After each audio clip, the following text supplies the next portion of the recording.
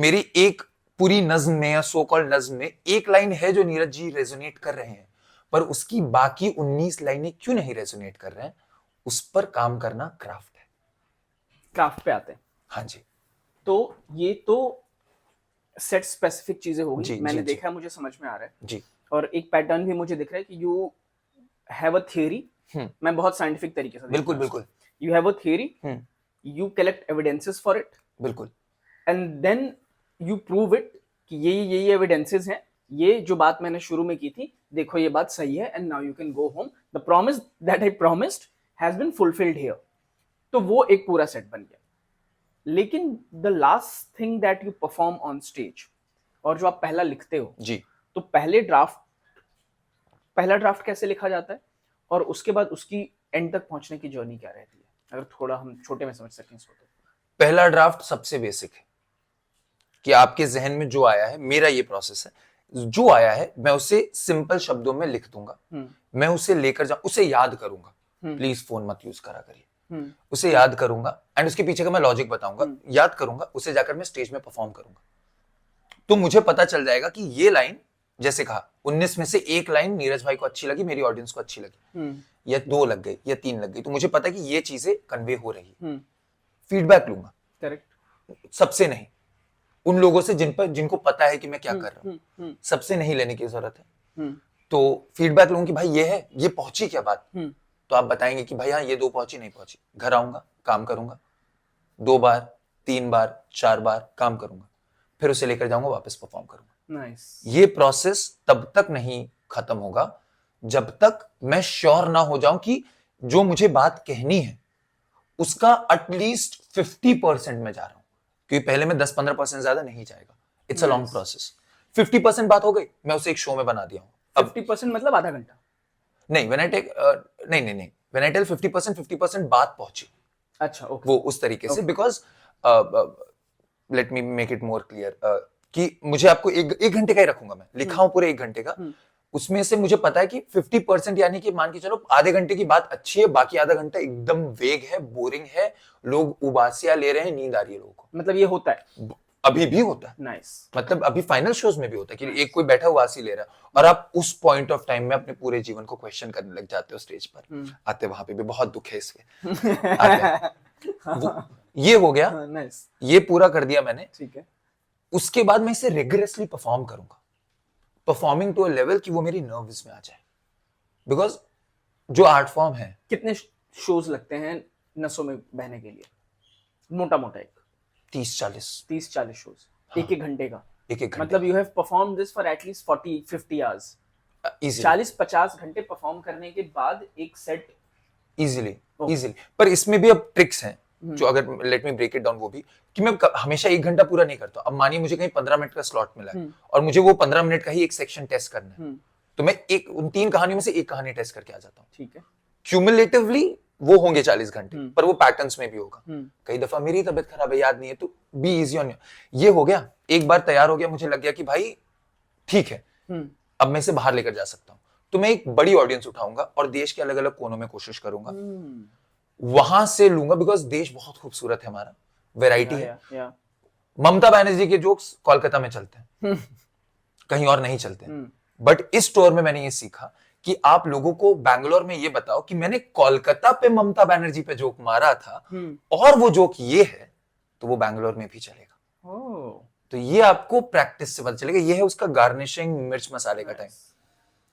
Core तैयार कर लीजिए आप। 50% कोर तैयार है। 50% मतलब कोर तैयार है कि ये कहानी, ये कहानी, ये कहानी, ये 3 चीजें बता दे। अब जाइए उस पर मिर्च मसाला, जो एंटरटेनमेंट है।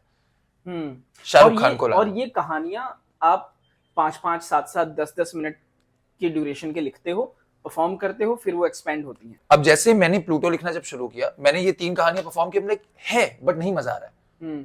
फिर मुझे समझ में आया कि ये कहानियां, मैं एक कहानी 2nd पर्सन या 3rd पर्सन ऑफ व्यू से, पर्सन के व्यू से, फिर मैंने उसमें अपनी जीवन डाल दी पूरा, कि भाई मेरे जीवन में ये स्ट्रगल रहे हैं, मैंने कभी बताया नहीं, और उसमें मैंने ह्यूमर डाल दिया। एंड जब मैं उस एक ह्यूमर में मैं आपको हंसा रहा हूं, आप हंस रहे हो, और एक पॉइंट आता, मैं पता है व्हेन यू आर लाफिंग, उस पॉइंट पे मैं रो रहा था अपने जीवन, ऑडियंस स्तब्ध हो जाती है।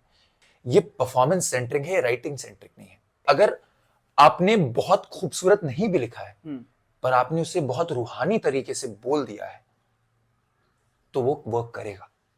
And I guess that is the advantage I have which stage has given me. Sufi कलाम देख लीजिए आप, नुसरत साहब को देख लीजिए, अगर उनका जो लिखा हुआ है या आप पूछे पीछे जाइए, जो भी है, कुछ ऐसी बाप चीज नहीं है लिखा हुआ बहुत, बट वो जब परफॉर्म हो रहा है आप उसमें झूमते. अब नुसरत साहब का वही गाना किसी और के देखिए जो रेंडिशन हो रहा है, नहीं मजा आ रहा है. सही बात, नहीं मजा आ रहा है. I'll be honest, there are few songs which I don't enjoy, there are few renditions which I love. पर वो परफॉर्म, तो this art form is performance centric, this is not writing centric. That's the reason why you have to learn it, because जब तक आप उसे feel नहीं कर रहे हैं आप नहीं कर पाएंगे. बहुत वेग एग्जांपल दूंगा, आई डोंट नो,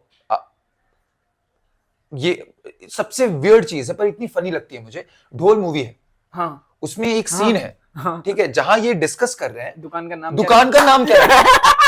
आप स्क्रिप्ट पर पढ़िए, ऐसा बोल जो मुंह पे रहे. थूक थूक. स्क्रिप्ट पर, ये मैं अगर पहली बार वो स्क्रिप्ट पढ़ता, जितनी भी मुझे अभी नॉलेज है स्क्रिप्ट रीडिंग, अरे क्या लिखे हो, गांजा फूक के आए हो भाई, क्या करके आए. बट राजपाल यादव ने से क्या किया. सेम बांडिया का एक सीन है, आई एम अमेज्ड. उस सीन में वो तैयार होके उसे पैसे देने जा रहे हैं, वो बैग पकड़ा उन्होंने, वो चल जाते हैं और सामने से नेहा धूपिया कहती है अरे बैग तो ले जाओ, वो वापस आते बैग, अरे तू भी पागल है, जहां छोड़ता वहीं रह जाता है. You read it on script. This is like, are you mad? ये क्या लिखा है? But that's so. This is exactly that. This is an art form which is बाहर दिखाना है आपको. तो अगर जैसे एक कविता है मेरी इस प्लूटो में, बहुत छोटी, अगर आप अलाउ करें तो मैं, अरे बिल्कुल बिल्कुल. अब मुझे पता नहीं है कविता है कि नहीं, मैंने बहुत साधारण तरीके से लिखी हुई है और सिंपल है, और इस पे जो मुझे वाव आता है ना ऑडियंस से, मैं परेशान हो जाता हूँ कि भाई इतनी अच्छी तो लिखी भी नहीं है मैंने. और वो सिंपल ऐसे कि कई साल पहले की बात है, एक रात छत पर कुछ गिरने की आवाज आई थी. मैंने छत पर जाकर देखा तो चांद जख्मी पड़ा था. अरे रे रे रे. उसके सीने पर गहरी चोट थी, मानो किसी ने उसका दिल निकाल दिया. उस रात चांद सुबह तक मेरे साथ बैठा रहा. जब वो जाने लगा तो मैंने उसे एक नज्म सुनाई थी, अब मुझे ठीक ठीक याद नहीं कौन सी, लेकिन उस नज्म में तुम्हारा जिक्र था. शायद इसलिए अब चांद हर अमावस की रात पूरी दुनिया को अंधेरे में डालकर दबे पांव मेरी छत पर आता है, मुझसे कुछ देर बातें करने और तुम पर लिखी हुई कोई एक नज्म मुझसे सुनने. That's it. अब मेरा सिंपली कि अगर मैं इसे कि कई साल पहले की बात है, थोड़ा सा ऐसे रोंगटे खड़े हुए, शुक्रिया, एक पैराग्राफ और होता ना तो सीधे हो जाते. तो अब इसी का just to make it clear to everyone, अगर मैं ऐसे खड़े होकर फोन से कि कई साल पहले की बात है, एक रोज चांद छत पर गिरा, नहीं आएगा फील. वो ये आर्ट फॉर्म एक्सप्रेसिव है, समझिए. जो मैं स्टोरी टेलिंग, जो आप, the easiest way of story telling is what I am doing. I will be honest, film बनाना भी स्टोरी टेलिंग है. It's the toughest way of story telling. अरे इतने एलिमेंट्स लगते हैं उसमें. गाना लिखना स्टोरी टेलिंग है. Story telling as a single person is easiest because आप पे कोई एक्सटर्नल फोर्स नहीं है, आप सिंगल हैंडेडली खेल रहे हैं. You go on stage and every night you can tell a story और वो अपने आप में पूरी होगी. And every time it evolves, every time it gets better. Because वो आ रहा है अलग reaction. So if you all are trying to pursue this art form, basic यही कि इसीलिए पहले कविता नज्म याद कर लो, अपने जहन में अपनी रगों में दौड़ा लो, ताकि जब आप पढ़ो ना तो आप उसे महसूस कर सको, तब मजा है. वरना तो कोई भी कुछ भी पढ़ रहा है. Nice. इससे मुझे नेक्स्ट चीज पे आता हूँ. Whenever I have met you, ji, I feel a certain sense of kindness and gentleness and grace in you. Is it also part of the performance, or how? If not, then how have you acquired it? ये देखो, शायद मुझे जिंदगी जीने का दूसरा तरीका नहीं आता. ये मुझसे अक्सर लोग कहते हैं कि भाई तुम बहुत बह जाते हो कभी कभी, मुझे नहीं आता. While growing up, this is something I've started saying it louder nowadays. While growing up, I've had a very lonely life. Don't know what the reason was. Still trying to figure out. तो एक basic agenda के साथ मैं जिंदगी जीता हूँ कि अगर मुझे कोई एक चीज पसंद है, वो मुझे नहीं मिल रही है, तो किसी और को उसकी कमी ना महसूस हो, मेरी कोशिश ये है. तो अगर मेरे साथ कोई काइंडनेस से बात नहीं कर रहा है, कोई बात नहीं यार, उसकी कोई तकलीफ होगी, मैं तो उससे प्यार से बात कर सकता हूँ. but is it easy being this person because sometimes even I try to practice. और कई बार ऐसे moments आते हैं लगता है कि यार अब तो नहीं हो रहा kindness की ऐसी की तैसी, अभी मैं इसको बताता हूँ. There are some moments when you are like नहीं यार बहुत हो गया. होते हैं, but I'll be honest, जैसे मैं कह रहा हूँ मुझे दूसरा तरीका नहीं आता है. मैं अगर किसी पे चिल्लाया हूँ ना तो वो 1 घंटे 2 घंटे बाद मुझे गिल्ट होने लग जाता है. अरे यार वो तो है कि तो फिर मैं माफी मांगता हूँ, फिर यार ये तो उससे अच्छा चुप ही रह जाते. तो वो I guess I don't know any other way, I will be that honest. शायद ये मेरी एडवांटेज है, मेरी डिसएडवांटेज दोनों है. मुझे दूसरा कोई तरीका नहीं आता. बचपन कैसा था? When I look back now, bit lonely. Again, मैं अभी सीख रहा हूँ कि मुझे मांगना नहीं आता है. मुझे किसी से कुछ भी मांगना नहीं आता है. एंड मुझे ऐसा लगता है, जो कि बहुत गलत बात भी हो सकती है, कि अगर मैं किसी के साथ बैठा हूं उसे समझ आ जाएगा कि मेरे अंदर क्या चल रहा है. Which is very contrary to what I do for my profession. Yeah. और बिकॉज उसे नहीं लग रहा है, उसे समझ में नहीं आ रहा है कि मैं क्या मांग रहा हूं, तो मैं मांगता ही नहीं था. एंड मैं घर आकर सोचता था कि कल तो समझ जाएगा, परसों समझ जाएगा. और फिर वो इंसान मेरी जिंदगी में अपना किरदार निभाकर चला गया. इंसान, चीज, आदत. So now when I look back it feels lonely. It feels that to fight that loneliness, I have made myself so fucking independent that now I'm scared कि अब कोई आएगा तो मेरी इंडिपेंडेंस छीन लेगा. It's very hard for me to open up to people, which again looks very ironic to what I do. That's why when I said कि जब मैं स्टेज में सबसे ज्यादा ऑनेस्ट होता हूँ, मैं बोल देता हूँ, लोगों को लग रहा है इसका क्राफ्ट है या इसकी कहानी है. But I've said few things on stage which are so honest to myself कि मैं आईने में अपने सामने नहीं बोल सकता वो चीज. मैं स्टेज पे छुपा के बोल आता हूँ, तो लोगों को लगता है तो कहानी का हिस्सा है. So it comes from there. और नहीं सीखा है मांगना अभी तक. बहुत कभी कभी तो लगता है कि मतलब मांगता हूं तो मुझे लग रहा है कि मैं एहसान मांग रहा हूं, जबकि वो बेसिक बेयर मिनिमम चीज है. I relate. तो आई एम लर्निंग. कई बार लगता है कि यार ये मांग, ये कोई दे भी रहा है तो लगता है कि यार ये एहसान तो नहीं कर रहा मुझ पे. जबकि कई बार आप दे रहे होते हो, कितनी जगहों पे आप खुद दे रहे होते हो और आपको लगता है कि नहीं, सामने वाला लेकर ही एहसान कर रहा है शायद हम पे. तो वो हो जाता है. और it's same about craft and life, that there are days when you hate your parents. There are days when you hate the person you love the most. But then when you come back, you know you're going to love that person. It's same with the craft. It's same with anything in your life. आपकी सबसे अजीज चीज भी कितनी भी क्यों ना प्यारी हो, हम नहीं मानेंगे, पर हमने जिंदगी में किसी एक लम्हे में उसे हेट किया है. And I guess that's something I'm starting to put out loud to the world.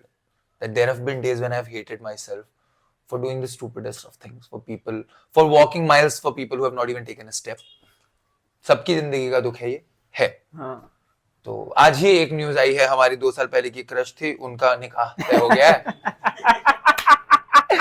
जबकि उसने मुझे 2 साल पहले मिलकर कहा था कि मैंने पूछा था यार I want to know you more, and she is like तुम जान जाओगे विद टाइम. और वो दिन आ गया. आई एम लाइक भाई ये तो, क्योंकि उसने 1 महीने पहले मुझे कहा तुम मिल नहीं रहे हो मुझसे. कहा ठीक है मिलते हैं. You should have asked कि are you committed and I did not ask. That's a कि मैं बता दूंगी. भाई वो डर है. जब होंगी बता दूंगी. वो डर है, पता है, ये डर बहुत लोगों में होता है. मुझे नहीं पता, मतलब मेरा ये कि अगर मैं पूछ लूंगा, जब तक सच नहीं पता है मैं सच को अपने दिमाग में बनाकर रख रहा हूं. मुझे सच पता चल गया मैं निहत्ता हूं. It's a very strange feeling, but मैं एक्सेप्टेंस से डरता हूं. रिजेक्शन की जित फहरिस्त होती है ना. कितने रिलेशनशिप रहे? ऑन पेपर एक भी नहीं. काफी आयरॉनिक ब्रो. काफी आयरॉनिक. काफी. I've met people, I've gone out with them. पता नहीं, मतलब शायद लोग. Why have you not been in relationship? इतनी प्रेम की कहानियां आप सुना रहे हो. You were like you believe in the fact. I amazingly believe in the fact of love. कि ये दुनिया मेरी महबूबा से मुझे मिलवाने के लिए बनी है. तो कहाँ महबूबा किस सिग्नल पे फंसी हुई है, या आप ओटीपी नहीं दे रहे हो उनको? एक दो बार तो मैंने ही गलत दरवाजे ठकठकाए हैं। Okay. ठीक है, जैसे एक मोहतरमा थी जिनसे मतलब स्कूल में for 1.5 years she did not tell me she had a boyfriend. उसको भी नहीं पता होगा यार। नहीं, उसे पता था। पता मुझे कैसे पता चला? हाँ. एक शाम मुझे एक रैंडम कॉल आता है कि अमन, मैंने कहा हाँ, लाइक जरा घर के पीछे आना। ये छोटे शहरों में ऐसे ही होता है। मैं घर के पीछे गया, मैंने देखा 2 मुश्तंडे खड़े हैं, और ना उसमें से जिसने कॉल किया था वो मेरे दोस्त का दोस्त था। उसने बोला भाई आ जाओ, नोटबुक या कुछ। मैंने कहा आ जाते हैं, इसमें क्या है। 2 मुश्तंदे खड़े, उसमें से एक आता है कि तुम अमन हो? मैंने कहा तो ये मेरी गर्लफ्रेंड है, मैं नाम नहीं लेता हूँ, तुम मुझसे बहुत बातें करते हो, 100 ही मैसेज होते हैं। तब ये 100 मैसेज वाला था, वो SMS वाला। 80 मैसेज तो वो तुम पे खर्च देती है। अब मुझे मन में बहुत अच्छा लग रहा है, तो ही इज लाइक मत बात करो उससे। मैंने कहा ठीक है।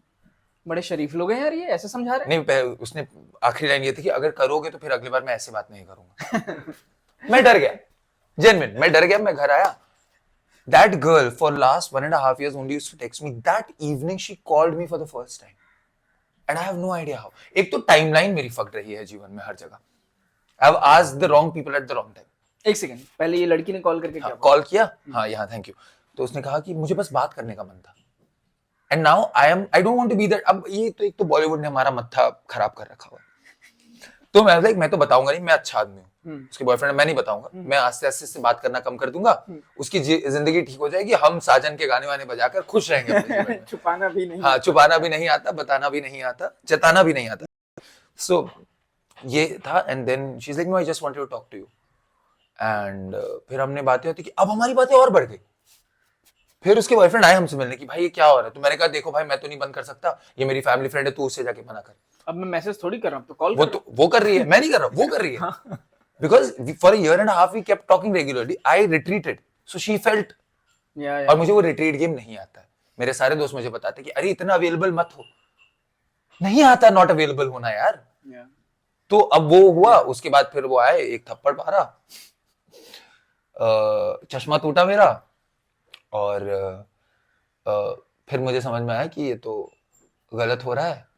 फिर उसका कॉल आया, फिर मैंने पता नहीं क्यों, it was in anger or something, I was like listen, this is there, you never told me you have a boyfriend, he came, he met me and all that। मैंने उसे ये बता दिया। अगले दिन फिर बॉयफ्रेंड का फोन आ गया कि तुमने बताया क्यों? मैंने सारे थप्पड़ मार के गए हो तुम। सही बात है। अब उसके बाद भी ना बताओ, और मेरे पास जरिया नहीं है, और कोई जरिया नहीं है। Thankfully by that time I move to college, so this entire thing was like kept on till 3 years।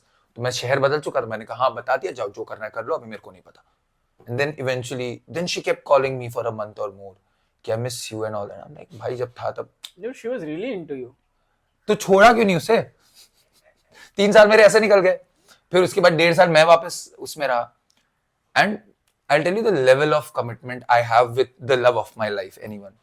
वो ना हर शाम 5 बजे ट्यूशन जाती थी, and I laugh on myself. दूसरी लड़की नहीं, वही है। वो हर शाम 5 बजे ट्यूशन जाती थी, तो 4:45 से 5:15 तक, 4:45 से 5:15 तक मैं अपनी बालकनी में बैठता था। ये मेरा घर, ये बालकनी, ये पीछे वाली खिड़की है। वो स्कूटी में ऐसे ट्यूशन से, घर से ट्यूशन जाती थी, ये रास्ता था उनका। छोटे शहरों में स्कूटी से आप और नंबर से पहचान लेते। मैं बालकनी में खड़ा रहता था, साइकिल से भी। उनके पिताजी के पास पैसे थे, हमारे पास नहीं थे। मैं यहाँ खड़ा रहता। पर एक चीज बताओ, अच्छी बात है कि जो लड़की के पास ना साइकिल हो ना स्कूटी हो, वो पैदल जाएगी तो आप ज्यादा देर तक देख सकते हो। Very true. खैर, तो यहाँ था, वो पार होती थी, वो यहाँ से मुझे देखता था, मैं उसे, फिर मैं भागकर पीछे आता था और वहां से जाते हुए देखता था। I've done this for 1 year, 5 AM and 5 PM and 6 PM। जब वापस आती तब भी मैं इसमें कुछ ढूंढता, इसमें I have never told this to her, और मुझे इससे कुछ एक्सपेक्टेशन नहीं थी, कोई एक्सपेक्टेशन नहीं थी, मुझे बस अच्छा लगता था।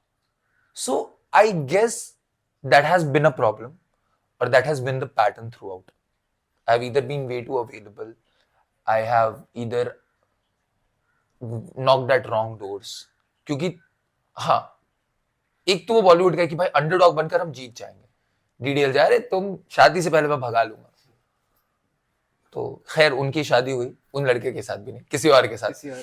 तो मेरे एक बार कि तुम एक बार मुझे मिलो, वो जो जनाब है कि एक बार मिलो भाई, क्या ही हो गया तुम्हारा, at least I am in a better place. So that has been college. I found this one very amazing girl. To all the people I fallen in love with, you all have been amazing. कोई गिले शिकवे कुछ नहीं, खामी शायद मेरे अंदर होगी, परिस्थिति में होंगे, मेरा एक वो है, पहले तो हम जाएंगे नहीं, और हम गए तो हम लौटेंगे नहीं, और हम आपको तकलीफ नहीं देंगे, ये हमारी है कि हम आपको तकलीफ, if I count on hand मुश्किल से 3 लोग होंगे जिनके पीछे मैं ऐसे पागलों की तरह कि भाई बताया है कि तुम पसंद हो। उन तीनों का जिक्र आता है स्पेशल में। हाँ पसंद हो, मतलब I remember this moment, I have never said this out loud, हम सीसीटी में बैठे हैं, I have to tell her and I am not able to tell, मेरी फटी पड़ी है and she is like I am going to use the washroom, so I call my roommate कि भाई वो है सामने, मैं क्या मतलब I have to tell her, I don't know, and they are like अगर हम नहीं बोला ना मन तो कभी नहीं बोल पाएगा, एंड दिस इज 1.5 years। वो आती है एंड आई डोंट रिमेम्बर मैंने उसे क्या बोला, I say she goes quiet, I go quiet, we take a cab, come back to our hostels and I am waiting, she is like I will tell you, and I am waiting in my room. 3 दिन तक मैं अपने कमरे से बाहर नहीं निकला, light of है, छोटी वाली वो ऑरेंज बल्ब चल रही है और मैं अपने कमरे में हूँ, वेट कर रहा हूँ, she hasn't replied till now. Whenever I've asked, she has always given me a yes or a no both answer, mixed signals हर एक जगह से। मत कोई पॉइंट नहीं है जाने का। तो यही तकलीफ है कि मैं हर जगह कंधा बन के रह जाता हूँ, which I don't want to say, but that I don't know any other way। मैं उस दिन के लिए घबराता हूँ नीरज भाई, जब सामने से वो आके मुझे कह दे कि यार तुम मुझे पसंद हो, I might faint there, it's that a situation। I hope that happens to you। Oh, I hope that happens to you। अब एक और पैटर्न चल रहा है, ये ऑनलाइन इंस्टाग्राम की चीजों के चलते जो आप कह रहे हैं। हाँ, मैं उधर ही आने वाला था कि इतना पॉपुलर होने के बाद इंस्टाग्राम पे, इतना प्रेम लिखने के बाद, इतना ऑडियंस को कहानियां सर्व करने के बाद, डीएम के क्या हाल हैं? I've had weird DMs. I've had people who have asked me to meet from all genders and generations. There's one DM that has changed my life. I'll tell that also. On the days when I feel I'm lost, और वो था ना आपका rock bottom, उस दिन मैं जाकर वो पढ़ता हूँ। That's it. मुझे कितने लोगों ने मिलने बोला एंड I've gone. मेरा 2024 का रेजोल्यूशन, आप मुझसे मिलना चाहते हो प्रेम के इरादे से मैं आऊंगा मिलने, बिंदास आऊंगा। लोग मिले हैं, तस्वीर खिंचाई और चले गए, not contacted ever again। Shit। And that's pathetic।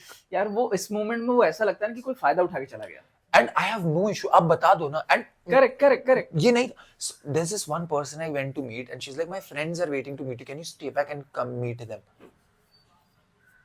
And I'm like, if you would have told me इसलिए मिलना, मैं आऊंगा, मैं मना नहीं करूंगा, बट मैं तो I'm coming from a very personal space यार। तो अब घबराहट होती है उन चीजों में भी कि मतलब मैं मिलने जाऊंगा वो, एंड ऐसा नहीं कि आप कह रहे हो फेमस, मुझे पता है डीप डाउन मैं नहीं हूं, मतलब मुझे नहीं है उतना फेमस होना is never in the plan, was never, is never in the plan, but it's part of your life। it's part of my life, it's a part where I earn money from, I'll be very honest about it, because to sell my shows I have to reach to n number of people। It's part of my profession, I have to do it on the days which I like, on the days which I don't like then also। तो आप मुझे मिलने, मतलब मैं बैठा हूँ, coffee पिए, बहुत देर अच्छी से बात हुई है, ठीक है, बहुत अच्छा लग रहा है मुझे, ऐसा यार ये हो सकती है वो जिसके लिए दुनिया बनी हो, एंड देन पूरा गया, she is like let's go, and I am like if you don't mind I click a picture, तो मैंने कहा आओ साथ में, like I want to click your picture just, and I am like okay. तो अभी भी मेरे अच्छे दिमाग में आ रहा है कि ये मोमेंट कैप्चर करना चाह रही है कि भाई हम पहली बार जब मिले थे, सामने कॉफी या चाय पड़ी है, वहां फ्राइज पड़े हुए हैं, उनको, और मेरी याददाश्त बहुत तेज है इन मायनों में, मतलब मुझे फोटो डेट वेट याद नहीं रहती मुझे, सो वो चीज लाइक फ्राइज है, मुझे चाय में शक्कर नहीं चाहिए, उसे ये याद है, मतलब उसे चाय में शक्कर नहीं चाहिए, मुझे ये याद है, और ये सब चल रहा है। हम लाइक वो फोटो खींच के रखना चाहते हैं कि आज से 10 साल बाद जब हम ऐसे बैठे होंगे दोबारा, मुझे वो तस्वीर दिखाएगी और कहेगी कि भाई याद है, हाँ ऑफ कोर्स याद है, तुमने शक्कर मना की थी, आज भी मैं इसीलिए शक्कर नहीं डालता हूँ चाय में, और उसमें मैं कविता चेप दूंगा है। अरे यार। And then she clicks that photo and she's like, actually my friends weren't believing कि मैं तुमसे मिलने जा रही हूँ, तुम ये उनको दिखाने के लिए कि मैं तुमसे मिलकर आई हूँ, and I'm like, yeah, people don't realize it breaks you, and I'm like, if you would have told this to me the very moment when we have met, तो मैं ये अपना बचपन के बारे में बताता नहीं तुमको, ये जो पिछले 1.5 घंटे में बताया है मैंने। Exactly, मैं बताता भी तो मुझे पता था ना, हाँ, मुझे पता होता, तुम मुझे पहली लाइन बोलती कि मुझे लग रहा है कि मैं कैटफिश हो रही हूँ इसलिए मैं तुमसे मिलने आई हूँ। That was the last line and that's the note on which she left। Comedy scene बहुत बड़ा हो चुका है, बहुत। स्टोरी टेलिंग उसके सामने अभी करवटे बदल रहा है, बौना है। अब मुझे जो डिफरेंस क्लियरली समझ में आता है कि कॉमेडी का जो फीडबैक है वो है लाफ्टर आया, काम कर रहा है। पोएट्री और स्टोरी टेलिंग का फीडबैक है ये, पसंद आ रहा है तो भी, नहीं आ रहा है तो भी, और खत्म हुआ तो एक रिहर्स्ड वाह, परफॉर्मेंस, ऑडियंस भी परफॉर्म करे कि वाह। अब वो वाह है या नहीं है नहीं पता। ऐसे में एक आर्टिस्ट के लिए चैलेंज ये हो जाता है कि मैं 50 लोगों का रूम प्ले कर रहा हूं, 100 लोगों का रूम प्ले कर रहा हूं,